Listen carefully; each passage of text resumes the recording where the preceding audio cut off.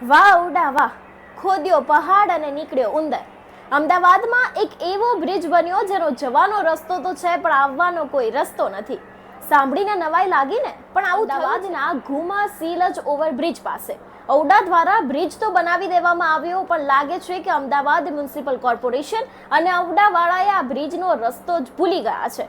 નવાઈ તો ત્યાં લાગશે કે આ બ્રિજ બનાવવા લગભગ 80 કરોડ રૂપિયા ફાળવવામાં આવ્યા હતા અને બસ આપણા જ ટેક્સનો હવે ધુમાડો. કારણ ફક્ત એટલું જ છે કે ઔડાવાળાએ બુદ્ધિનું પ્રદર્શન કર્યું, એન્જિનિયરોએ પણ બુદ્ધિનું પ્રદર્શન કર્યું. જવાનો રસ્તો તો બનાવ્યો, પરંતુ આવવાનો કોઈ રસ્તો જ નથી. જો તમે જાઓ છો તો તરત જ દિવાલ આવી જાય છે અને ટીપી રોડ પણ કાઢ્યો નથી.